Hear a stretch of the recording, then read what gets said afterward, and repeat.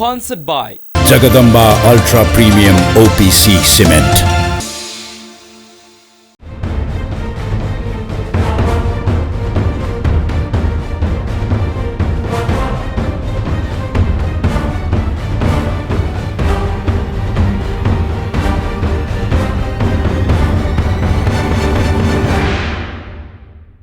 नमस्कार। ABC television को ABC watch कार्यक्रम एबीसी वाच में यहाँ सबैलाई हार्दिक स्वागत गर्न चाहन्छु।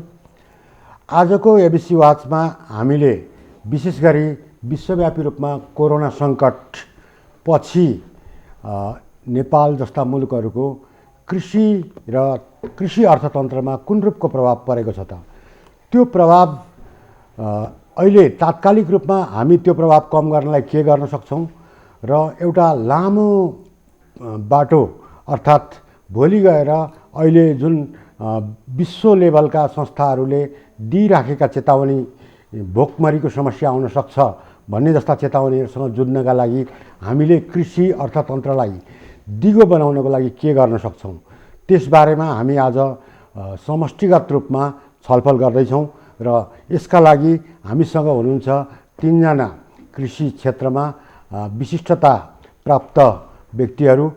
म उहाँहरूलाई परिचय गराउन चाहन्छु। पहिलो हुनुहुन्छ केशव बडाल, उहाँ उच्च स्तरीय भूमि सुधार आयोगका संयोजक पनि भइसक्नु भएको छ र धेरै लामो समयदेखि कृषि र सहकारीको क्षेत्रमा काम गर्नुभएको छ। त्यस्तै गरेर डाक्टर भोलामान सिंह बस्नेत हुनुहुन्छ, नेपालमा धान विज्ञ भनेर सुपरिचित हुनुहुन्छ र कृषिको विषयमा धेरै जानकार हुनुहुन्छ र उद्धव अधिकारी राष्ट्रिय किसान महासंघ किसान समूहहरूको प्रतिनिधित्व गर्नुहुन्छ। म यहाँहरू सबैलाई स्वागत गर्न चाहन्छु र सबैभन्दा पहिला सुरुवात गरौँ।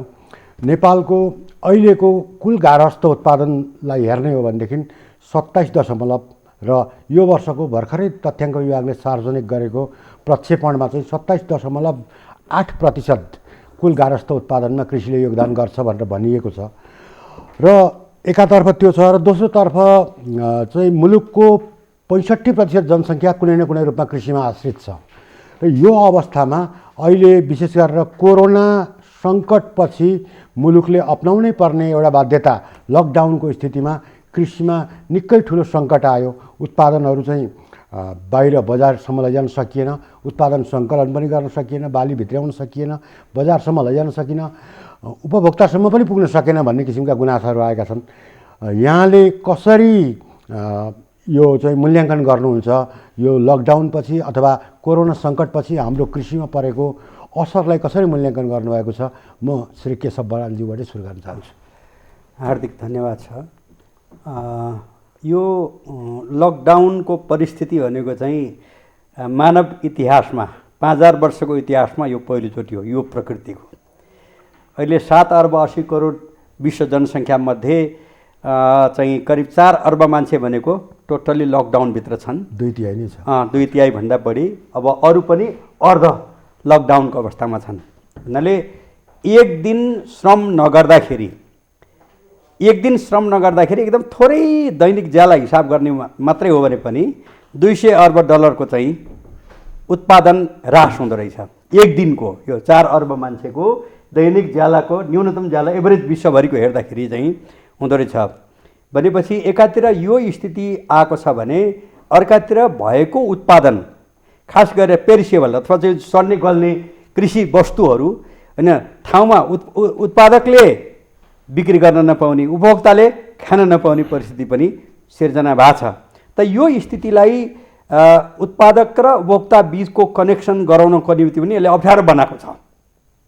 यद्यपि यो अप्ठ्यारो बीचमा पनि केही न केही योगदानहरू मान्छेहरूले गरेका छन्। जस्तो अस्ति मार्फाको चाहिँ रायो फ्याल्नु पर्ने भयो भनेपछि कृषि सहकारी केन्द्र सङ्घले त्यो ल्याएर चाहिँ काठमाडौँमा मकहाँ समेत पनि कति चाहिँ पनि घरघरै गाडीबाट बाँडेको थियो रायोको साग त्यो छ।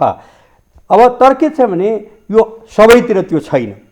मोरङमा पनि मोरङ सहकारी जिल्ला सङ्घले हैन जहाँ कृषि उत्पादन भएको छ जस्तो चाहिँ केचपको निम्ति त्यहाँको रिजाल टसीको निम्ति पुर्याउनको निम्ति 10,000 किलो टमाटर दैनिक पुर्याउने एग्रिमेन्ट भयो र उत्पादकलाई पनि उपभोक्तालाई पनि त्यो उद्योगलाई पनि अगाडि बढ्यो।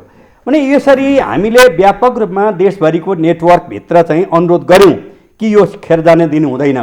कहीँ कहीँ दुध फालेको देखियो, टमाटर सडकमा फालेको देखियो, यो होइन। यसले गर्दा परिस्थिति आयो, यो कसैले ल्याएको परिस्थिति होइन।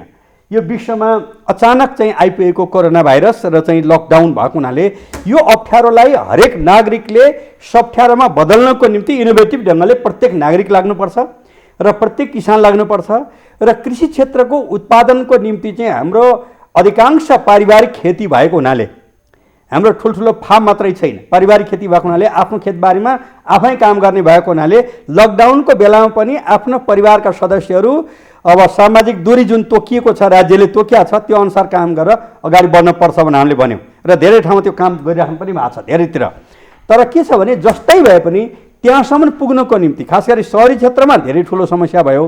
ग्रामीण क्षेत्रमा आफ्नो खेत, आफ्नो बारी, आफ्नो चाहिँ कान्लो, आफ्नो चाहिँ कुलोको काम गर्नको निम्ति चाहिँ यसले त्यति साह्रै ढ्याप्पै रोकिएको चाहिँ छैन। अप्ठ्यारो त भएको छ तर रोकिएको छैन भन्दाखेरि यसलाई अगाडि बढाउनु पर्ने हुन्छ। र यसले गर्दा यो एउटा चाहिँ के देखियो भने कोरोना भाइरसले जुनसुकै बालमा पनि चाँदीको घेरा हुन्छ भने जस्तै कोरोना भाइरसले पनि एउटा अघि तपाईँले सुरुमा भन्नुभयो कि अब खाने चिजहरू भनेको चाहिँ भोलि पर्सि खाउँला भनेर हुँदो रहन्छ, दैनिक चाहिने भयो। त्यसले गर्दा ती चिज चाहिँ जस्तोसुकै परिस्थिति भए पनि हरेक देशले उत्पादन गर्न पर्छ, आत्मनिर्भर हुनुपर्छ र भोलि कुनै बाहिरबाट आयात निर्यात थप भएको अवस्थामा पनि बाँच्नुपर्छ भनेर पारिवारिक खेतीलाई अगाडि बढाउनु पर्यो।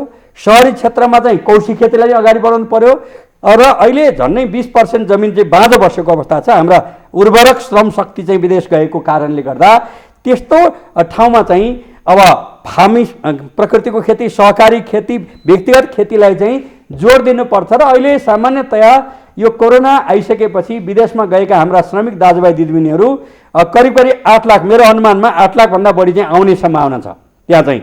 र त्यो परिस्थितिलाई पनि म्यानेज गर्नुको निम्ति आउने बित्तिकै उहाँहरूले खाने चिज पनि बढी भयो।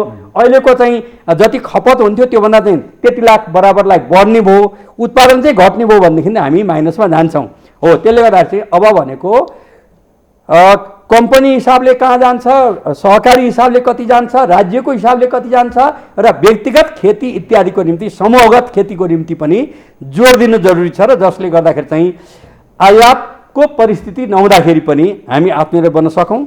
अर्को एउटा समस्या के छ भने हाम्रो चाहिँ 1880 किलोमिटर सिमाना भारतसँग जोडिएको छ र हाम्रो उत्पादन चाहिँ जान नपाउने, उताको आउन पाउने छ। यसको निम्ति आउन रोक्नुपर्छ म भन्दिनँ, तर म के भन्छु भने जे वस्तु चाहिँ हाम्रो उत्पादन आयात गर्ने गरेका छ त्यो वस्तु चाहिँ निर्यात गरेर पनि पाउनु पर्यो होइन।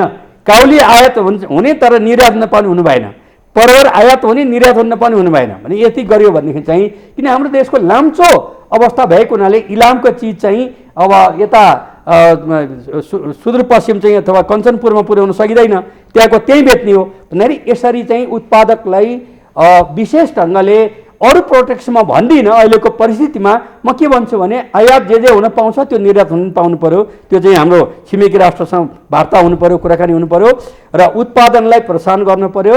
प्रविधि होइन, प्रविधिलाई विकास नगरिकन अब प्रतिस्पर्धी हामी हुन सक्दैनौँ र प्रविधिसहितको अगाडि बढाउनु पर्छ।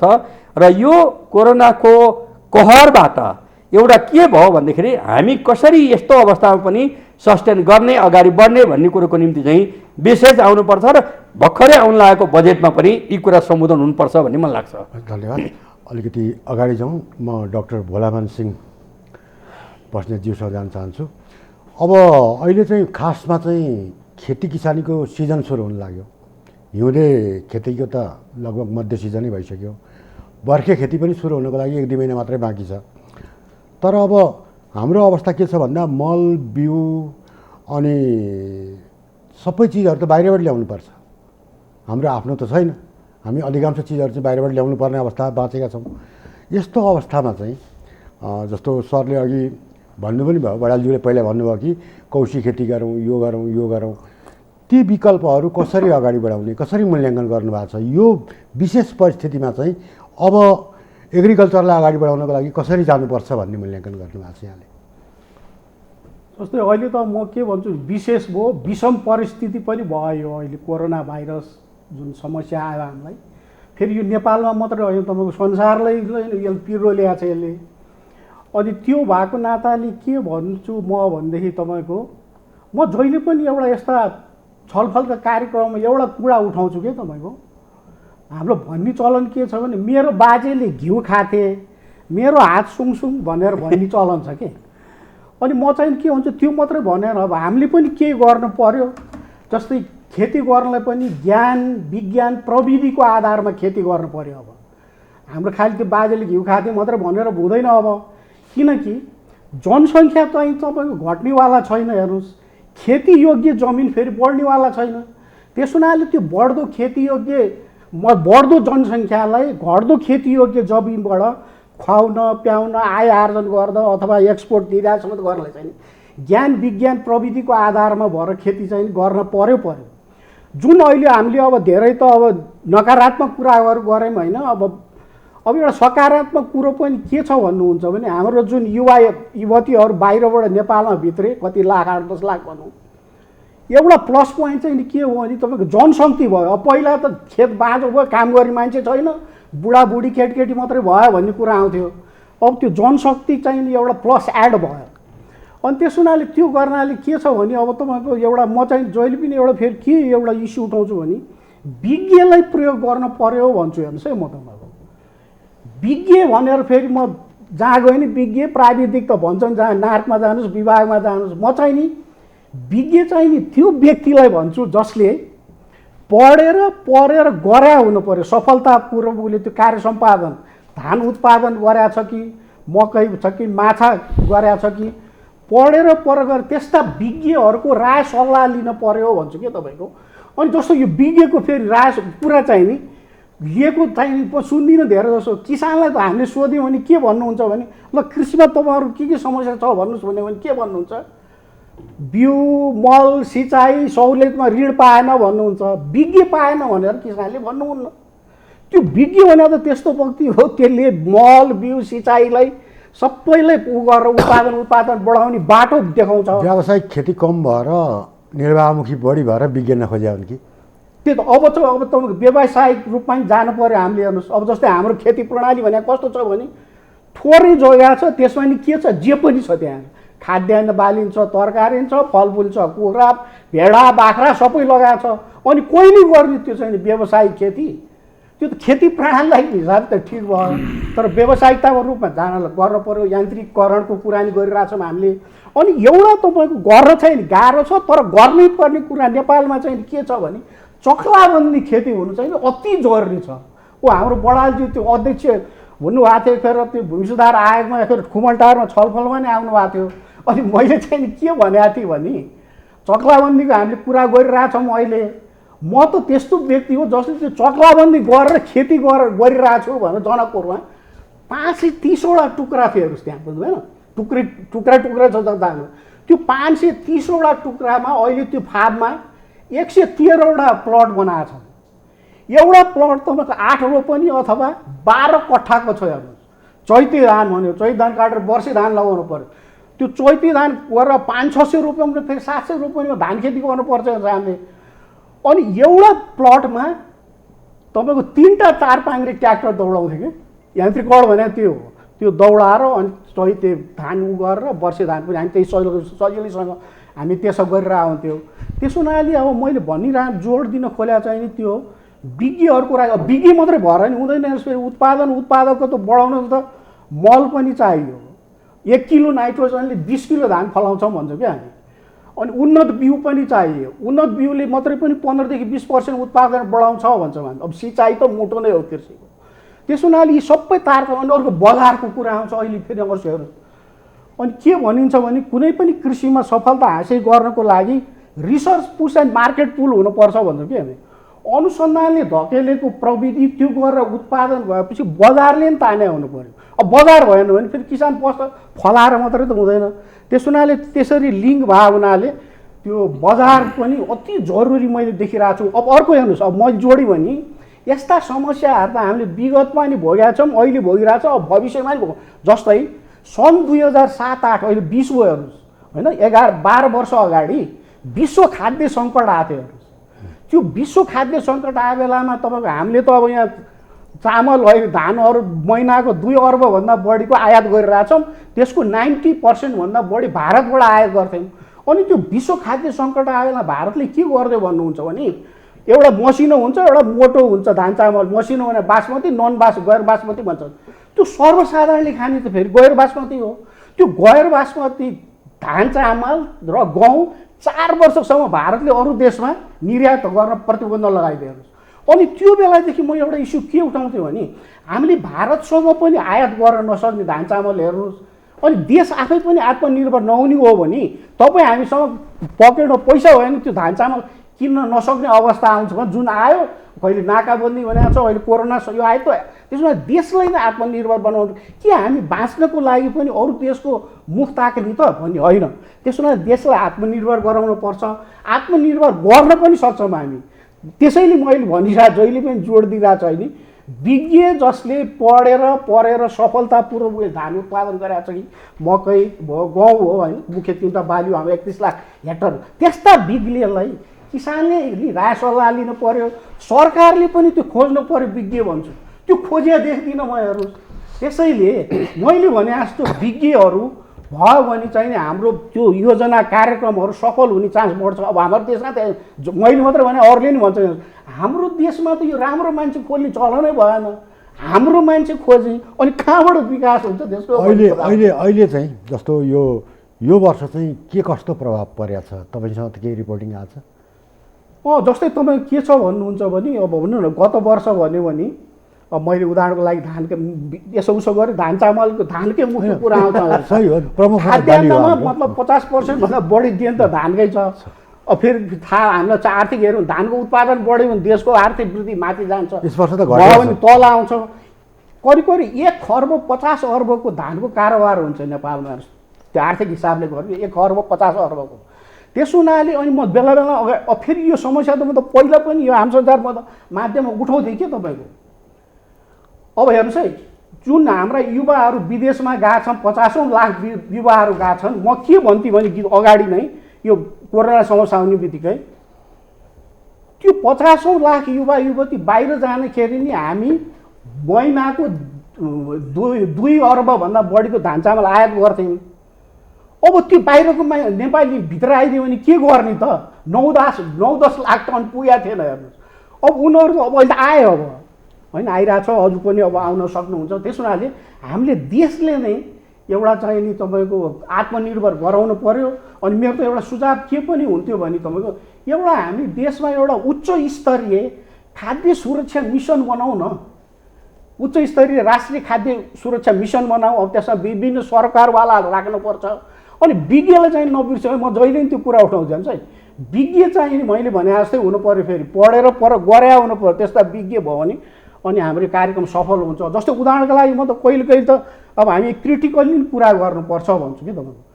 अब प्रधानमन्त्री कृषि आधुनिकीकरण परियोजना भनेर सुरु भएको छ होइन अहिले होइन 4-5 वर्षदेखि। अनि धानकै कुराको सिलसिलामा गऱ्यो। सायद मैले नै पहिला लेखेको थिएँ होला कि झापा एउटा यस्तो जिल्ला हो जहाँ हुने कुल धान उत्पादन पहाडको 22 जिल्लाभन्दा बढी हुन्छ। त्यो लेखेको थिएँ। अनि सुपर जोन भनेर झापालाई नै गरिदिएको छ हेर्नुहोस् होइन आइडेन्टिफाई गर्यो झापालाई। अनि मैले भने मेरो चाहिँ एउटा अब फेरि सुझाव के भने त्यो धानमा त्यसरी त्यो सुपर जोन भनेर गऱ्यो भने त्यहाँ हुने कर्मचारीहरूलाई त हामी जस्ता विज्ञहरूले पहिला उहाँहरूलाई त तालिम दिनु पर्यो भन्छु कि तपाईँको। अनि उहाँलाई तालिम दिएन अनि उहाँहरूले किसानलाई सिकाउनुहुन्छ राम्ररी। त्यसो भए त्यो चाहिँ भएन। अब त्यत्रो कार्यक्रम छ धानको यी मिडिया तपाईँहरूले यति पछि लाग्नुहुन्छ। मेरो त म त के भन्छु भने म मिडिया फ्रेन्डली म फ्रेन्डली भन्छु कि जहिले तयार हुन्छ। अब त्यत्रो त्यो धानको सुपर जोन आदि इत्यादि यहाँ कार्यक्रमहरू भइरहन्छ नि अहिलेसम्म तपाईँको मलाई त्यो बोलाएर राय सल्लाह लिएर थाहा छैन अहिलेसम्म। अनि फेरि अर्को त एउटा लास्टमा भन्छु जुन अवकाश म त फेरि अवकाश प्राप्त कर्मचारी वैज्ञानिक भइहाल्नुहोस् त यो अवकाश प्राप्तले त के गरे हुनुहुन्छ भने त्यो फोहोर फालेको टालो जस्तो रिटायर भएर फ्यालिदिया हुनुहुन्छ। अनि म चाहिँ के भन्छु भने त्यही मैले भने जस्तो विज्ञ पढेर गरेको जसले उसले देन दिएको थियो आफ्नो कार्यरत हुँदा अझ पनि अवकाश प्राप्त पनि देन दिन सक्छ भने त्यस्ता विज्ञहरूको रोस्टर लिस्ट सरकारले बनाउनु पर्यो भन्छु कि त मलाई। अनि कुन विषयको छलफल आयो भने अनि त्यस्ता विज्ञहरूलाई राखेर गऱ्यो भने हाम्रो कार्यक्रम सफल हुने सम्भावना बढ्छ भन्न खोजेँ। धन्यवाद। म अलिकति अगाडि जान्छु। उद्धव अधिकारी राष्ट्रिय कृषक महासङ्घको प्रतिनिधित्व गर्नुहुन्छ। अब मैले यहाँलाई प्रश्न राख्नुपर्दा चाहिँ एउटा सन्दर्भ, वर्तमान सरकार नेपालको राजनीतिक स्थिरता सहितको 2/3 सरकारले आफ्नो नीति तथा कार्यक्रममा के भन्यो भनेदेखि दुध, अन्डा, मासु जस्ता पदार्थहरू, खाद्य पदार्थहरूमा चाहिँ आत्मनिर्भर बन्ने र 2 वर्षभित्रै चाहिँ निर्यात पनि गर्ने भनेर भनेको थियो र केही हदसम्म प्रगति पनि भयो।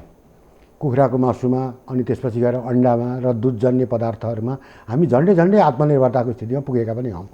तर के भयो भन्दा लकडाउनले गर्दा अहिले चितवनमा कुखुराको मासु 45 रुपियाँदेखि 100 रुपियाँ किलोसम्म भनेर आयो।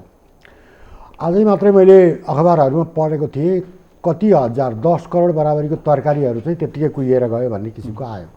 के भोगिरहेछन् कृषकहरूले? यो कोरोना सङ्कटपछि कृषकहरूले भोग्नुपर्ने जुन आम नेपालीले भोगेको छ अथवा आम मानिसले, मानव जातिले जे भोगेको छ, त्रास, सङ्कट, यी सबै कुरा छँदैछ, तर कृषकले आफ्नो पेसागत हिसाबमा के भोगेको छ? एकदमै धेरै धन्यवाद सर। अब सबैभन्दा बढी पीडा त्यो प्रकृतिसँग एक खालको जहिले पनि उठबस गरिराख्ने एउटा प्राणी जो किसान हो, हरेक पटकको तपाईँको मानव निर्मित या प्रकृति चाहिँ तपाईँको प्रकोप, जुनसुकै प्रकोप होस्, पहिलो शिकार चाहिँ तपाईँको त्यो श्रमजीवी वर्ग र त्यो किसान नै हुने हो। र आज विशेष दिन छ। आज यो श्रमिक दिवसको सन्दर्भमा म सम्पूर्ण आम नेपाली लगायत विश्वका श्रमिकहरूप्रति चाहिँ हार्दिक शुभकामना टक्राउन चाहन्छु। यो लकडाउनमा के बिहोर्यो किसानले भन्ने जो कुरा गर्नुभयो, मलाई लाग्छ किसानका लागि उसले नियमित रूपमा जे गर्दै आएको थियो उसले गरिरहेको कुराहरूमा चाहिँ अहिलेको यो बन्दाबन्दीले चाहिँ नि अवरोध पुर्यायो। प्रत्यक्ष रूपमा केमा अवरोध पुर्यायो भन्दा पहिलो कुरा उसले नियमित रूपमा गोठमा पालेका वस्तुहरूलाई, खानेकुराहरूमा चाहिँ नि उसलाई सहज रूपमा उपलब्ध गराउन सकेन। खोरमा पालिएका कुखुराहरूलाई सहज रूपमा दाना उपलब्ध गराउन सकेन। नियमित रूपमा प्राकृतिक रूपमा उम्रिएका फल्दै गरेका बालीहरू चाहिँ तपाईँको फलफुल, तरकारी लगायतका चिजहरू चाहिँ त्यहीँ कुहिनुपर्ने अवस्थाको सृजना भयो। नयाँ बालीहरू, पुराना बालीहरू भित्राउने क्रममा उसलाई जस्तो तराई लगायतका धेरै ठाउँहरूमा श्रमिकहरूको चाहिँ अभावका कारणले गर्दा उनीहरू निकै ठुलो क्षतिहरू बिहोर्नु पर्यो। यो सबै कुरा हेर्दाखेरि चाहिँ भित्र्याउने बाली, विशेष गरेर यो हिउँदे बाली भित्र्याउने मुख्य सिजन र बर्खे बाली लगाउने सिजन पनि भएको हुँदा अब अहिले त्यो चाहिँ अहिले चाहिँ कसरी त्यो चाहिँ नयाँ बिउहरू प्राप्त गर्ने, कसरी चाहिँ नयाँ प्रविधिहरू प्राप्त गर्ने भन्ने कुरा, एउटा खालको तनाव, मलहरू कसरी सर्वसुलभ रूपमा प्राप्त गर्ने भन्ने तनाव फेरि किसान वर्गलाई चाहिँ त्यो अर्को सुरु भइसकेको छ। यहाँले जो कुरा जोड्नुभयो त्यसैले अब अहिले तर दुःखलाग्दो कुरा के छ भने, ठिक छ अहिले चाहिँ यो एउटा विश्वव्यापी महामारीबाट बस्नका लागि हामी सबैजना संयमित भएर बस्नुपर्छ। यसमा त्याग र बलिदानको पनि कुरा आउँछ। ठिक छ, केही हाम्रो क्षति भयो, धेरै आम किसानहरूले त्यसमा धेरै ठुलो दुःख बनाउ पनि गर्नुभएको छैन। तर दुःख लाग्दो कुरा कहाँनिर छ भने सहज रूपमा तपाईँको चाहिँ नि छिमेकी मुलुकबाट चाहिँ एकदम ट्रकका ट्रक सामानहरू चाहिँ तपाईँको नेपालभित्र देशभित्री राखेको अवस्था चाहिँ बडो डरलाग्दो चाहिँ नि एक खालको चित्त दुखाइको विषय छ। हामी एउटै पालिकाभित्र भएको त्यहीँ उपभोक्ता छन्, त्यहीँ उत्पादक किसान छन्, त्यो चिज चाहिँ हामी त्यहीँ व्यवस्थापन गर्न सकिरहेका छैनौँ। तर तपाईँको हजारौँ किलोमिटर परबाट आएको कृषिजन्य उत्पादनहरू चाहिँ हाम्रा भान्साहरूमा आज पनि पुगिरहेका छन्। त्यो चाहिँ बडो दुःखदको विषय हो। अब समग्रमा हेर्नु पर्दाखेरि चाहिँ अहिलेको पीडाको कुरा गर्नुहुन्छ भने अब आत्मनिर्भरता उन्मुख चिजहरूमा चाहिँ एउटा खालको धक्का दियो कि भन्ने खालको यहाँको प्रश्न थियो। विशेष गरेर दुध, अन्डा, मासुको विषयमा स्वाभाविक रूपमा यसले अलिकति व्यावसायिक धार समातेको थियो। यहीँ अहिले अलिकति अब यो व्यावसायिक कृषिको कुरा हामीले लगभग 2013 सालदेखि पहिलो पञ्चवर्षीय योजनादेखि नै गर्दै आएको विषय हो र आजसम्म पनि हामी व्यावसायिक हुन सकेको छैन। विशेष गरेर कृषिमा व्यावसायिक हुन सकेका छैन। श्रद्धेय बडाल सरले अघि भन्नुभयो यो हामी पारिवारिक एउटा एक खालको खेती कल्चर भएको देश हौँ, त्यसैले हामीले चाहिँ तदनुरूपकै नीति निर्माण गर्नुपर्छ भन्ने लाइनमा चाहिँ फेरि मेरो थप कुरा यहाँनिर आउँछ।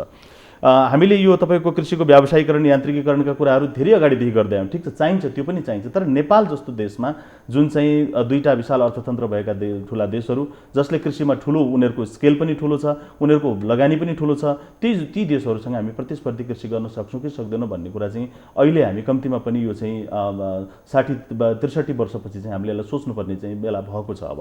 र अहिले यो कोरोनाका कारणले गर्दा हामीलाई त्यो विषयमा खोत्लिन बाध्य बनाएको छ। कृषि भनेपछि भइहाल्छ नि, रोपेपछि फलिहाल्छ नि, त्यसमा किन लगानी गर्नु पर्यो, किन चाहिँ नि सहयोग चाहियो भन्ने खालका धेरै हामीले चाहिँ नि जनप्रतिनिधिहरू पनि देखेका छौँ। तर अहिले चाहिँ ठ्याक्कै के थाहा भयो भने आजभोलि तपाईँको मङ्गल ग्रहको सपनाहरू मान्छेले छोडिदिएका छन्, चन्द्रमामा बसाइ सर्ने कुरा छोडिदिएका छन्। अहिले चाहिँ कसरी पेट भर्ने भन्नेतिर चाहिँ तपाईँको सिङ्गो विश्व चाहिँ अहिले आइरहेको सन्दर्भमा तपाईँले अघि यो कार्यक्रम सुरुवात गर्दाखेरि जो कुरा राख्नुभयो एकदम खुसी लागेको छ। तपाईँ हामी चिच्याउँदा यहाँ केस पाकिसकेका श्रद्धेय अग्रजहरू पनि यहाँ हुनुहुन्छ कि हामी कृषिको कुरा गर्दै गर्दा धेरै मान्छेहरूले चाहिँ यो चाहिँ मुख भाषण गर्दा चाहिँ कृषि प्रधान देश भन्ने, कृषिमा सम्भावना छ, कृषिबाटै समृद्धि सम्भव छ भन्ने, तर जब गर्ने बेला आयो जहिले पनि चाहिँ खुट्टा कमाउने खालको प्रवृत्तिले गर्दाखेरि तपाईँको बजेट छुट्याउनु पऱ्यो भने 2% 3%मा एक खालको निर्वाहमुखी बजेट छुट्याउने अनि तपाईँको चाहिँ त्यसलाई कहिले पनि प्राथमिकतामा नराख्ने जुन खालको एउटा चाहिँ हाम्रो संस्कार थियो त्यसलाई चाहिँ एक खालको यो कोरोनाले साँच्चैकै एक झापड चाहिँ लगाएको छ। अब यसले यसबाट चाहिँ हाम्रो बुद्धि फिरेर स्वाभाविक रूपमा हाम्रो हेर्नुहोस् गेडो रोपिदियो भने मानु फल्छ, मानु रोप्यो भने मुरी फल्ने भूगोलमा छौँ हामीहरू। हामी जस्तो देश पनि अब कतै चाहिँ नि तपाईँको भोकमरीले पो हामी चाहिँ नि मर्ने हौँ कि हामी जुन खालको 2 खरबभन्दा बढीको कृषि उत्पादनहरू आयात गरेर खाइरहेको सन्दर्भ छ, हामी नै भोकमरीमा पो पर्ने हो कि भन्ने बडो डरलाग्दो अवस्था चाहिँ अहिले एक खालको विश्वव्यापी प्रक्षेपणहरू र हाम्रो नेपाल सरकारले पनि यो विषय चाहिँ महसुस गरिरहेको विषय देखिन्छ।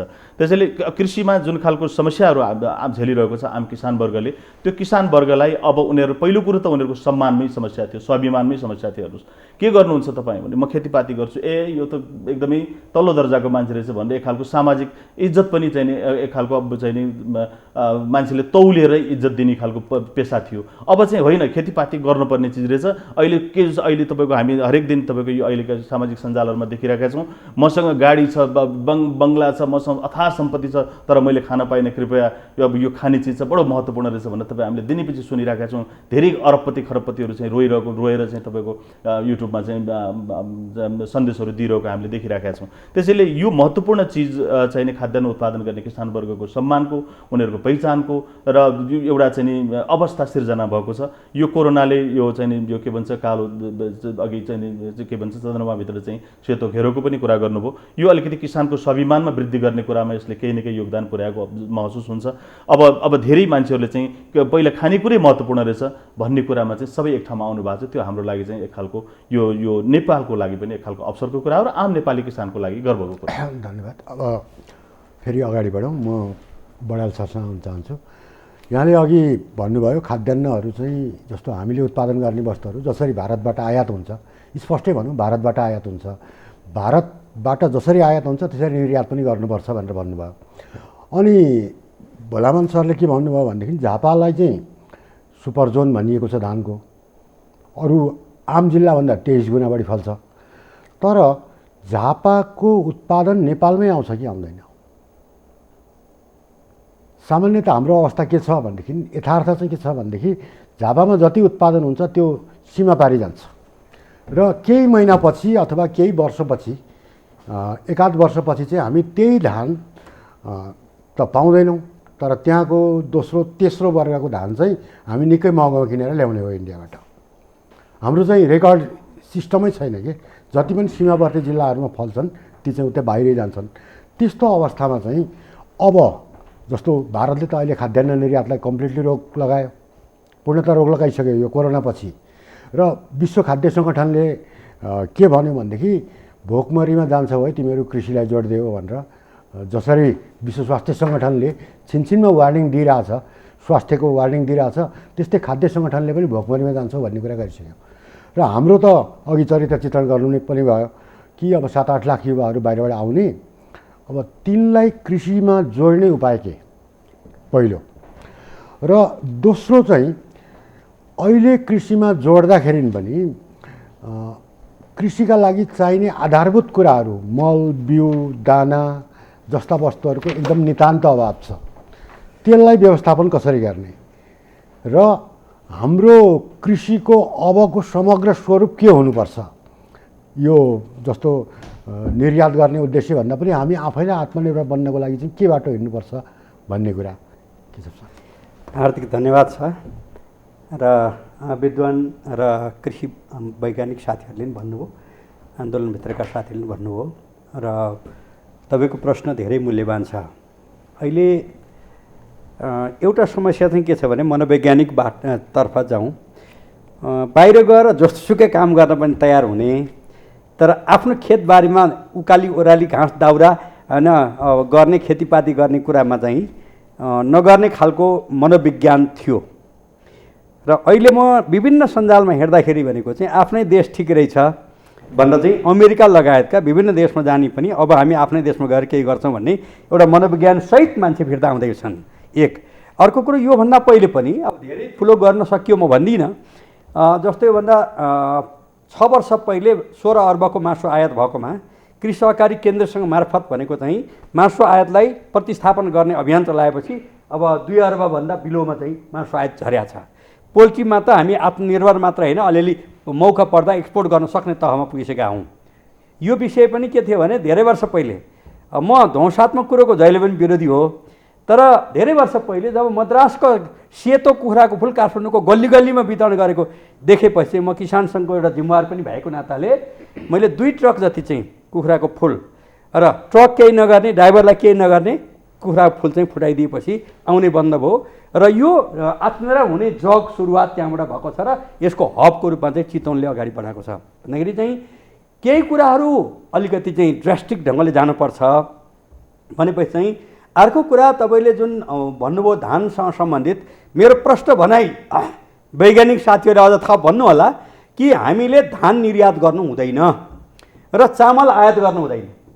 आयात गर्नुपर्ने हो भने धानै गर्ने, ताकि हाम्रो कुखुरा पालनको निम्ति, गाईबस्तु पालनको लागि, दानाको लागि चाहिँ त्यो तमाम चिजहरू चाहिँ चाहिन्छ, त्यो चाहिँ चामलभन्दा महँगो भावमा हामीले किन्नु परेको छ।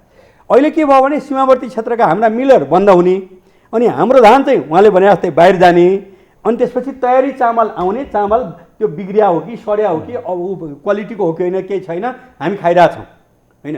त्यो स्थितिलाई धान आयात गर्नु पर्दाखेरि नपुग भएको धान आयात गर्ने, चामल आयात नगर्ने र धान निर्यात नगर्ने, धान यहीँको मिलमा फाइनल गरेर निर्यात गर्ने हो भने पनि फाइनल गुड्सको रूपमा मात्रै प्याकेजिङ सहितको चाहिँ मात्रै निर्यात गर्ने एउटा जरुरत छ, एउटा कुरो। अर्को कुराहरू के भने कृषि उद्योगलाई, एग्रिकल्चर इन्डस्ट्रीलाई चाहिँ जोड दिने जरुरी छ र यसमा अहिले अब समय थोरै छ, धेरै कुरो भन्न सकिँदैन, तर के छ भने पोहोर साल भनेको 70 जिल्लामा 28,500 मेट्रिक टन चाहिँ आँप फल्दो रहेछ नि त हामी कहाँ होइन। त्यसले गर्दा 70 सिराहा, धनुषा, महोत्तरी देशभरिको कुल आँपको 50% भन्दा बढी 4 जिल्लाले उत्पादन गर्ने हो। आँपदेखि लिएर लिचीदेखि लिएर रुख कटहरदेखि लिएर भुइँ कटहरदेखि लिएर अब लेकतिर स्याउ समेत हामी कहाँ हुन्छ। यसलाई कमर्सियल हिसाबले अगाडि बढाउने र आयातितमा हाम्रो चाहिँ अहिले किवी जो 4000 फिटभन्दा माथि दोमट माटो भएको, सामान्यतया नर्थ फेस भएकोमा 4000 देखि लिएर 7000 फिट माथि हुन्छ, त्यो एकचोटि लगाएपछि 50 वर्ष हुन्छ। आजका नयाँ नवजवान युवाहरूले त्यो रुचाउँछन्, किनखेरि अब दुःख गर्न गाह्रो मान्ने हुनाले। एभोकाडो त हेटौँडा पनि उत्तिकै हुन्छ, काठमाडौँ पनि उत्तिकै हुन्छ, भन्दाखेरि देशको 68% भूभागमा एभोकाडो हुन्छ। एभोकाडो रुवान्डाबाट इम्पोर्ट हुन्छ, किवी अर्को देशबाट इम्पोर्ट भइराखेको छ र अहिले ड्र्यागन फ्रुट जो गर्मी ठाउँमा हुन्छ, यी सबै 3टा भनेको हाई भ्याल्यु क्रप्स हो, जसको बारेमा उच्चस्तरीय भूस्तरीय आयोगले पनि 26 वर्ष पहिले बताएको छ र एपिपीले एग्रिकल्चर प्रोसेस प्लानले पनि हाई भ्याल्यु क्रप्सको बारेमा पकेट एरियाको भनेको छ। भइदियो के भन्दाखेरि हाम्रो राज्य र कृषि मन्त्रालय भनेको चाहिँ लाखको छ 100 बोट त्यहाँ दिएको छ भन्ने कुरो आयो। म चाहिँ लाख बोटभन्दा घटी एउटा एरियामा छ भने त्यो लाखको गणना गर्नु हुँदैन भन्ने पक्षमा छु। 1 लाख बोट एउटा एरियामा मेरो 2 रोपनी छ, 1 रोपनी छ, ठिकै छ, अर्कोको 17 रोपनी छ, अर्कोको 500 रोपनी छ, तर त्यो एरियामा चाहिँ यी सबै चिज जे लगाए पनि 1 लाख बोटभन्दा बढी लाउने गरी चाहिँ राज्यले अभियान चलाउनुपर्छ। हाम्रा श्रमिक गएर मलेसियामा चाहिँ पाम ऑयलको बोट लगाउँछन्, अनि 20 अर्बको पाम ऑयल चाहिँ हामी किनेर खाइरहेछौँ भनेपछि हामीले सिँगै चुरेमा र जहाँ जहाँ हुन्छ र एग्रो फरेस्ट्रीको रूपमा लैजानुपर्छ। त्यो कुरोले हाम्रो देशलाई माथि उठाउने मात्र होइन, बाहिरबाट आएको ती 10 लाख मान्छेलाई रोजगार दिनु पनि अब अप्ठ्यारो पर्दैन। अहिले के भएको छ भने सबैभन्दा धेरै श्रमिक बाहिर जानेमा चाहिँ अब यो 3 वर्ष पहिलेको हो, तथ्याङ्क उहाँहरूलाई अझ बढी आउला। धनुषामा सबभन्दा बढी होइन, तराईमा र चाहिँ पाहाडमा बागलुङमा सबभन्दा बढी गएको छ। बागलुङमा त धनहर खेत भएको ठाउँमा बुट्यान उम्रेको छ, बुट्यान न रुख छ न के छ। भने यो स्थितिलाई अब मैले अघि नै पनि भने सहकारी प्रकृतिबाट, कम्पनीबाट, समूहबाट के जेबाट हुन्छ त्यसको निम्ति अगाडि बढाउने र अब म तपाईँको मिडिया मार्फत बजेट निर्माण हुँदैछ, म आदरणीय वन मन्त्री शक्ति बस्नेतजीलाई पनि, आदरणीय अर्थमन्त्री डाक्टर युवराज खतिवड़ालाई पनि, आदरणीय कृषि मन्त्री घनश्याम भुषाललाई पनि मेरो निवेदन गराएको छ। गत वर्ष नि मैले भनेको थिएँ कि 753 वटै पालिकामा हाई क्वालिटी नर्सरी, जसले गर्दा चिउरीको बिरुवा दिने हो कि एभोकाडोको दिने हो कि होइन, जे आवश्यक छ नेपाली रैथाने फलफुलदेखि लिएर अरू लगाउनुपर्छ सँगसँगै। किनभने हामीले चाहिँ एकदम ठुल्ठुलो फार्म भनेर क्यानाडा, अमेरिका होइन, अब ब्राजिल जस्तो सोचेर हाम्रो भौगोलिक अवस्थै त्यो छैन। त्यसले गर्दाखेरि चाहिँ सम्भव भएसम्म चाहिँ उहाँले अघि भन्नुभयो होइन, यो जमिन टुक्रिएको कुरा उच्चस्तरीय भूमिस्तर आयोग जसको अध्यक्ष म आफै थिएँ 26 वर्ष पहिले, त्यहाँ चाहिँ अब यो पर्सा जिल्लाको बहुवरीमा चाहिँ उही जमिन सिङ्गै राज्यले लियो 2042 सालमा। लिएपछि चाहिँ त्यो प्लटिङ गरेर सबै कुरो छुट्याएर गर्दाखेरि उत्पादन चाहिँ दुगुनाभन्दा बढी भयो, क्षेत्रफल उति नै हो। भन्दाखेरि चाहिँ त्यतिखेर भूमिस्तर आयोगको प्रतिवेदनको बेलामा 1 करोड 8 लाख किता जमिन टुक्रिएकोमा अहिले 3 करोड कितामा टुक्रिएको छ। भन्दाखेरि चाहिँ टुक्रिएको छ। अब यो हाम्रो सोसाइटी 5000 वर्षदेखि मेरो तेरो भन्ने बानी गरे एउटै बनाउन नसकिएला, तर एउटा इलाकामा पकेट प्रोग्रामको रूपमा चाहिँ सबै मिलेर, मैले अघि नै भने धेरै थोरै जति छन् त्यो एरिया अगाडि बढाउनु पर्ने एउटा अभियान चलाउनु पर्छ, जसमा लाखौँ मान्छेले रोजगारी पनि पाउँछन्। त्यसको निम्ति टिक्ने, किन त्यो रोपेर त आजको भोलि फल्दैन, साग जस्तो धान जस्तो मात्रै पनि होइन, त्यसलाई चाहिँ केही समयको निम्ति टिकाउने उपाय खोज्नुपर्छ, एउटा उपाय। अर्को कुरो, धान हाम्रो मेजर हो, अघि नै डाक्टर साहबले भनिसक्नुभयो। धानको भनेको नेपालको एग्रिकल्चर क्षेत्रको नियर अबाउट 50% भन्दा बढ्दा 28% जिडिपी योगदान छ, त्यो धानको सबभन्दा 50% हुन्छ। धान त मूल भइहाल्यो, धान, मकै, गहुँ, कोदो, लेकतिर जै, चिनो, कागुनो, लट्टे, फापर आदि इत्यादि अगाडि बढाउने कुरामा मैले उहाँहरू हुँदैखेरि त्यहाँ चाहिँ नाक भनेको थिएँ मैले, लेकाली बालीको बारेमा तपाईँले किन रिसर्च गर्नु भएन, अगाडि किन बढ्नु भएन होइन। जै, चिनो, कागुनो, लट्टे, फापर अनि अब यो यी तमाम कोदो लगायतका विषयमा चाहिँ आधुनिकीकरण भएको छैन। फलफुलहरूको बारेमा पनि आधुनिकीकरण भएको छैन। अरू देशमा एउटा आँप चाहिँ 2 किलोसम्मको आँप फलाएको छ होइन, अर्कै खालको सानो सानो बोटमा पनि फल्न सक्ने भएको छ। यी चिजमा चाहिँ जानुपर्छ। एकैछिन अगाडि बढौँ अनि यो प्रश्न म यहाँसँग फेरि आउँछु। अब डाक्टर भोलामान सिंहज्यू, अहिले जस्तो तात्कालिक हिसाबमा यो लकडाउनको अवधि काठमाडौँ उपत्यका या सहरी क्षेत्रमा केही हदसम्म कम भए पनि भारतसँगको सीमाका कारणले गर्दा र भारतमा कोरोनाको प्रभाव अझै केही समय देखिने सक्ने सम्भावनाका कारणले गर्दा तराईमा केही कडाइ नै हुन्छ। यो स्थितिमा हामीले कृषिलाई अगाडि बढाउनलाई के गर्नुपर्छ एकदमै सर्टमा? अब जस्तो अहिले कस्तो क्रिटिकल टाइम छ भन्नुहुन्छ भने फेरि हाम्रो मुख्य खाद्यान्न बाली भने 6 वटालाई लिन्छ, त्यसमा 3टा मुख्य हो। 1 नम्बर धान हो, दोस्रो मकै, तेस्रो गहुँ हो तपाईँको। अब अहिले गहुँ काट्ने बेला छ हेर्नुहोस् है, गहुँ काटिरहेछन् किसानहरूले, अब यस्तो झरी परिरहेछ, असिना परिरहेछ फेरि।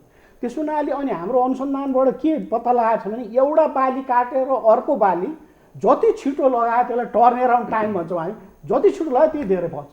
त्यस हुनाले त्यो छिटो गर्नको लागि के गर्नु हो भने यो गहुँ जस्तो अनि त्यो फेरि दाइँ गर्न नि गाह्रो हुने बाली भएको हुनाले अहिले त काहीँ चाहिँ कम्बाइन हार्भेस्टर भन्ने छ, अर्को थ्रेसर छ दाइँहरू गर्ने, त्यसले छिटो गरेर गहुँ काटिदिनु पऱ्यो तपाईँको होइन। अब चैते धान लगाएको छ हेर्नुहोस्, चैते धान लगाएपछि अब मल चाहियो, टपरेस गर्ने बेला अब 30-35 दिनपछि होइन 1 किलो नाइट्रोजनले 20 किलो धान फलाउँछ भनिहालेँ मैले। अब मुख्य धानको सिजन आयो फेरि, अब हेर्नु 14-15 लाख हेक्टरमा हामी धान खेती गर्छौँ नेपालमा। अब ब्याड राख्ने बेला आयो, त्यस हुनाले वैज्ञानिक तरिकाले कसरी बिउ छान्ने, ब्याड व्यवस्थापन कसरी गर्ने भनेर चाहिँ म बेलामा भन्ने गर्छु कि। अनि के हामी चाहिँ यो टेक्निकल कुरा मात्र गर्छौँ विशेष गरेर के धानलाई अब आत्मनिर्भर नेपाललाई गराउने कसरी भन्नु हो भने एउटै उपाय एकदम सजिलो तरिका के भने एउटा चैते धान अर्को वर्षे धान भन्ने हुन्छ। धेरै हेर्नु 14-15 लाख हेक्टरमा वर्षे धान खेती हुन्छ। चैते धान त त्यो 7%, 8-10%मा मात्रै चाहिँ 1 लाख 1.5 लाख हेक्टरमा। अनि वर्षे धान भन्दा चैते धान चाहिँ 20-25% बढी फल्छ। एकैछिन पछि आउँछु यहाँ। अब उद्धवजीसँग जाउँ।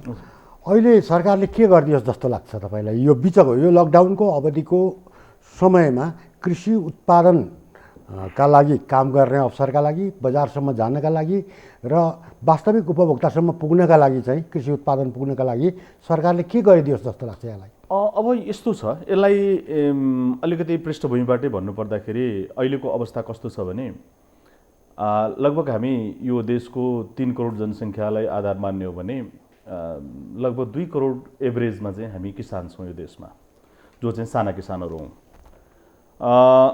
अब तपाईँको उद्योगका हिसाबबाट हेर्नुहुन्छ भने तपाईँको ठुला, मझौला, साना र घरेलु गरेर जम्मा जम्मी 4वटा उद्योग हुन्छ कि जस्तो लाग्छ मलाई, जसमध्ये अहिले 54 लाख घरधुरी हाम्रो 68 को तथ्याङ्कलाई आधार मान्ने हो भने 54 लाख घरधुरी मध्ये 38 लाख घरधुरीहरू चाहिँ अहिले खेतीपातीमा संलग्न भएको देश हो यो। त्यहाँभित्र रहने 2 करोड जनसङ्ख्यासँग सम्बन्धित प्रश्न गर्नुभयो यहाँले कि अब सरकारले के गर्दै हुन्थ्यो भन्ने लाग्छ। एकदमै बुदागत रूपमा भनेको लकडाउनभन्दा अगाडि चाहिँ सरकारले असाध्यै धेरै सहयोग गरेको छ, यो लकडाउनको बिचमा मात्रै सरकारले सहयोग गर्न सकेन कि भन्ने जस्तो प्रश्न भयो हजुर। हिजो जे थियो आज पनि त्यही छ। हिजो बरु केही चाहिँ नि तपाईँको आफूसँग भएका गोठखोरमा भएका चिज बेचेर चाहिँ 2 पैसा कमाएर जीविकोपार्जन गर्न सक्थे, आज त त्यो पनि पाएको छैन। त्यो चाहिँ नि त्यसमा कसैले पनि दोष दिएको छैन, अहिलेको परिवेशले दोष दिएको छ, आम किसानहरूले। गर्नु के पर्ला? प्रष्ट कुरा। अघि विज्ञको कुरा आयो, हामी चाहिँ नि अहिले कृषि मन्त्रालयको कुरा गर्नुहुन्छ भने सबैभन्दा धेरै पिएचडी गर्ने डाक्टर साहबहरू त्यहीँ हुनुहुन्छ हेर्नुहोस्। तर 753वटा स्थानीय तहहरूमा तपाईँको अहिले जम्मा 2000 चाहिँ नि त्यो जेटी साहबहरूले चाहिँ धानिराख्नु भएको छ। संरचनाको कुरा गर्नुहुन्छ भने प्रदेश केन्द्र, प्रदेश सङ्घ र चाहिँ तपाईँको स्थानीय तहमा 1100-1150 भन्दा बढी संरचनाहरू छन् कृषिसँग सम्बन्धित मात्रै। सबैभन्दा बढी डाक्टर साहबहरू त्यहीँ हुनुहुन्छ, सबभन्दा बढी विज्ञ साहबहरू त्यहीँ हुनुहुन्छ। तर जहाँ जहाँ खेतीपाती हुन्छ, जहाँ किसान बस्छ, जहाँ चाहिँ नि त्यो सरकारको चाहिँ कृषिका दृष्टिकोणबाट सरकारको प्रतिनिधित्व हुनुपर्छ, त्यहाँ फेरि जिरो छ हेर्नुहोस् होइन। त्यसैले के गरिदिनु पर्ला भन्दाखेरि असाध्यै धेरै कुराहरू गरिदिनुपर्छ। अघि हामी बहस गऱ्यौँ यसो हुनुपर्छ उसो हुनुपर्छ भने, हेर्नुहोस् पीडाका कुरा गर्नुहुन्छ भने मलाई लाग्छ अहिलेको पालि समयमा पानी परेन र पछि ठुलो पानी परेको कारणले गर्दा यो अतिवृष्टिका कारणले गर्दा 90-95% भन्दा बढी हामीले धान रोप्न सकेनौँ। 5-10% हाम्रो त्यहीँ कम भएको छ। त्यसपछि लगत्तै तपाईँको यो चाहिँ हामी के भन्छ यो फौजी किराको अतिक्रमणमा पर्यो होइन। र त्यसपछि लगत्तै हामी चाहिँ पछि थाहा भयो, निस्किने बेला थाहा भयो, नक्कली बिउको प्रकरणमा हामी चाहिँ यो गरिमा जातको धानको बिउको चाहिँ प्रकरणमा फेरि किसानहरू त्यो दुईटा गर्दाखेरि तपाईँको लगभग 12-18 भन्दाखेरि तपाईँको लगभग 30 लाख हेक्टर होइन 30 लाख मेट्रिक टन चाहिँ नि तपाईँको सरकारी तथ्याङ्कलाई आधार मान्यो भने त्यो त्यति बराबरको चाहिँ लगभग क्षति भयो भन्ने खालको कुराहरू आएको छ। धानको हिसाबले क्षतिपूर्ति दिने कुरा, अब त्यो क्षतिका हिसाबले क्षतिपूर्ति दिने कुरा राज्यले त्यो कुरा कहिले पनि प्राथमिकतामा राखेको देखिँदैन। योभन्दा अगाडि धेरै पटक त्यस्ता खालका क्षतिहरू बिहोरिसके किसानले। आज पनि आफ्ना बलबुताले जुन खालको खेतीपाती गरेका थिए त्यसमा कहिले प्राकृतिक प्रकोप, कहिले चाहिँ तपाईँको एउटा बिउमा चाहिँ बदमासी गरिएको कारणले गर्दा सबै प्रकोप त्यही किसानले बिहोर्नु परिरहेको छ। आज फेरि पनि त्यो फौजी किराले आज पनि तपाईँको मकै बालीमा फेरि एट्याक गरिसकेको छ। मलाई लाग्छ यसले हामीलाई फेरि कुन चाहिँ भोकमरीको कुन चाहिँ कुनामा पुर्याउँछ, जसले अफ्रिका जस्तो महादेशलाई नै भोकमरीमा पारेर आइसकेको किरा हो त्यो होइन। त्यसैले अब सरकारको उपस्थितिका हिसाबले प्राविधिक सेवा टेवाका कुराहरू त्यहाँ पहिलो कुरा पुग्नु पर्यो। किसानसँग उसँग जुन खालको उत्साह छ, मैले सम्मानको कुरा गरेँ, त्यो सम्मानलाई यथावत राख्ने गरेर अझ बढावा दिने गरेर कृषिको दृष्टिकोणबाट अहिले सरकार छैन भने स्थानीय सरकार छ भन्दा हामी सिंहदरबारको अधिकार गाउँमा गएको छ पनि भनेको छु। सिंहदरबारको हाम्रो गाउँमै सिंहदरबार छ, तर कृषिको हिसाबबाट यो प्राविधिक कुरा सिकाउनु, यो टेक्निकल विषय हो, टेक्निकल विषय सिकाउने आँखाबाट चाहिँ त्यहाँ चाहिँ सरकारको उपस्थिति असाध्यै न्यून छ। हेर्नुहोस् अब तपाईँको हिजोका 5-7वटा गाविसहरूलाई मिलाएर एउटा पालिका बनाइदिएको छ। यो 5-7वटा गाविस, हिजोका 5-7वटा गाविसमा 2टा प्रासा या नाप्रासाले के सहयोग के चाहिँ नि त्यहाँ उहाँहरूले चाहिँ हामीलाई किसानहरूले चाहिँ सेवा दिन सक्नुहुन्छ होइन। त्यसैले हामीले अब त्यहाँबाट हेर्नु पर्यो। अहिले लगभग 8000 को दरबन्दी थियो कि क्या स्थानीय तहमा, तपाईँको चाहिँ नि जम्मा 2007ले काम गर्नुभएको छ, त्यो 6000 दरबन्दी पनि अहिलेसम्म पुरा हुन सकेको छैन। हिजोको क्षति पुगेको कुराहरू तपाईँको क्षतिपूर्ति हुन सकेको छैन। आजैका दिनमा अब हुनुपर्ने कुरा के हो भने तपाईँको यो किसानहरूका लागि पहिलो कुरा चाहिँ अहिले रिसेन्टली तपाईँले अहिलेको कोरोनासँगै जोडेर जो कुरा राख्नुभयो, अहिले बिउको सबैभन्दा ठुलो समस्या चाहिँ हेर्नुहोस्, धानको बिउ एकदमै ठुलो समस्या छ। हामीले लगभग यो 175वटा जति चाहिँ बिउहरू हाम्रो सरकारको काम के हो भने तपाईँले सोध्नुभयो भने सूचीकृत गर्ने, बाहिरको कुन चाहिँ बिउ ठिक छ भनेर सूचीकृत गर्ने मात्रै काम भएको छैन। रिसर्चको हिसाबले श्रद्धेय चाहिँ पूर्व वैज्ञानिक यहाँ हुनुहुन्छ, यो वास्तवमै त्यसबाट हामीले धेरै ठुलो बेनिफिट लिन सकेका छैनौँ। अब अहिले हाम्रा हातमा हाम्रो जुन खालको पद्धति थियो त्यो पद्धतिलाई पनि एक खालको हामीले चाहिँ बिगारिसकेका छौँ। हाम्रो आफ्नै खालका बिउ राख्ने पद्धतिहरू थिए, सिस्टमहरू थिए, ती सबै कुरा बिस्तार परनिर्भर बनाउँदै हामीले बहुराष्ट्रिय कम्पनीहरूको चाहिँ नि चङ्गुलमा हामी उनीहरूको पोल्टामा हामी पुर्याइसकेका छौँ। हाम्रो बिउ राख्ने पद्धतिहरू पनि अब बिस्तारै अब कमजोर भएको छ, लगभग छँदै छैन। तरकारी लगायतका चिजहरूमा त 90-95% हामी बाहिरबाट लिएर आउँछौँ। र धान जस्तो अहिले मुख्य बालीको कुरा गर्नुभयो, धान जस्तो महत्त्वपूर्ण चिजमा पनि हामी चाहिँ अब अहिले आजका दिनमा चाहिँ हामी अब बिउ कहाँबाट ल्याउने भनेर एक खालको हामी तडपिरहेको अवस्था छ। पहिलो समस्या थियो। दोस्रो कुरा अब यसको लागि चाहिँ उत्पादित चिजहरू हेर्नुहोस्, किसानलाई आज पनि केही खोरमा कुखुराहरू छन्, हेर्नुहोस् गोठमा पशुवस्तुहरू छन्, तिनीहरूले दाना पाइरहेका छैनन्। कैयौँ कुखुराहरू चाहिँ तपाईँको अहिले उपत्यका लगायतका केही बजार भएका ठाउँहरूमा चाहिँ सहज रूपमा गइरहेका छ।